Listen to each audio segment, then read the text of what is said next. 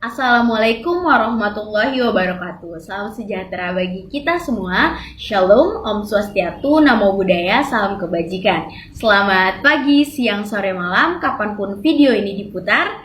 Sebelumnya, perkenalkan nama saya Alivia Jihan. Saya merupakan mahasiswi ilmu komunikasi dari kelas B, angkatan 2020. Nah, pada kesempatan yang sangat luar biasa kali ini, in this precious occasion, I'm gonna answer some following question untuk memenuhi dari tugas mata kuliah public speaking dengan dosen pengampu yaitu Mbak Maya.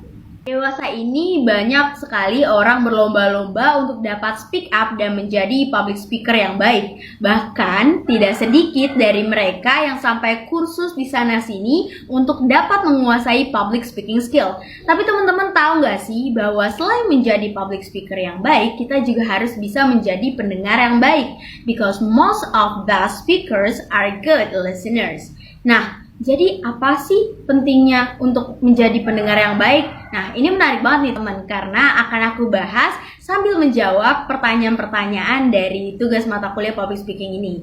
Yang pertama, apa sih perbedaan dari mendengar dan mendengarkan? Mungkin kebanyakan dari kita mengira dua hal itu adalah suatu hal yang sama-sama aja kok Jian, apa bedanya? Nah, ternyata mendengar dan mendengarkan adalah dua hal yang berbeda nih teman-teman. Apa sih bedanya? Nah, langsung aja aku kasih contohnya biar teman-teman makin paham nih. Pernah nggak sih kita saat mendengarkan curhatan teman kita itu sambil multitask dengerinnya? Misalkan kita sambil main HP, scroll sosmed, atau kita sambil makan atau mengerjakan tugas misalnya. Pasti kita nggak 100% menyimak dan memahami apa yang teman kita curhatin kan? Apa informasi yang dia berikan kepada kita. Nah, hal tersebut merupakan kegiatan dari mendengar, di mana merupakan proses fisiologis ketika gelombang suara itu sampai ke gendang telinga.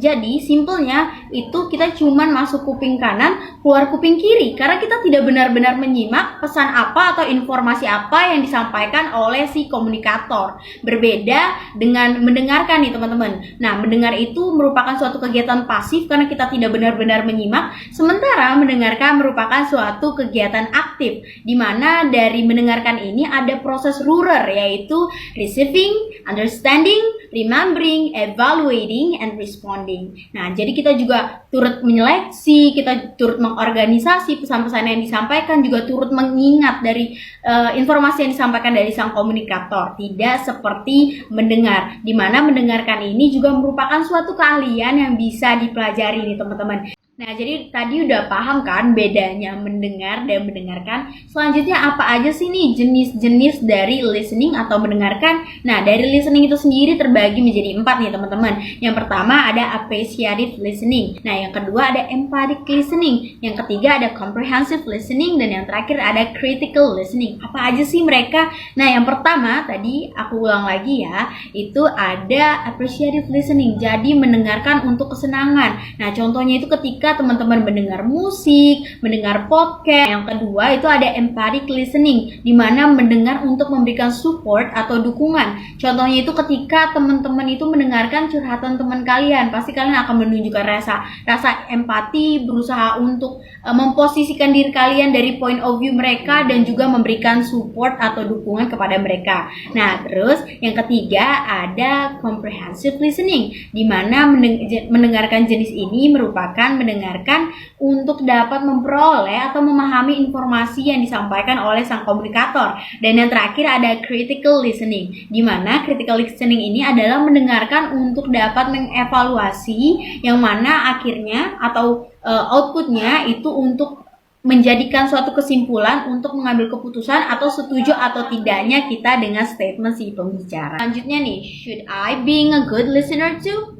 Is that really important? Apakah penting untuk menjadi pendengar yang baik? Kalau misalkan aku udah jago public speakingnya nih, apakah aku harus tetap menjadi pendengar yang baik? Tentu aja dong teman-teman. Kenapa? Karena yang pertama, dengan menjadi pendengar yang baik, kita bisa memperoleh ide dan juga banyak informasi dengan maksimal. Nah, gimana kita bisa mendapatkan banyak informasi, banyak hal baru, banyak ide baru dari orang lain atau dari komunikator lain ketika kita tidak mendengarkan dengan seksama atau tidak mendengarkan dengan yang baik? Itu yang pertama. Yang kedua, dengan menjadi menjadi pendengar yang baik, kita akan bisa mengurangi kesalahpahaman nih teman-teman. Nah, yang biasanya kesalahan interpretasi itu terjadi karena kita tidak bisa menjadi pendengar yang baik nih teman-teman. Dengan menjadi pendengar yang baik, kita juga bisa meningkatkan skill public speaking kita nih teman-teman. Karena tadi balik lagi, all good speakers are good listeners.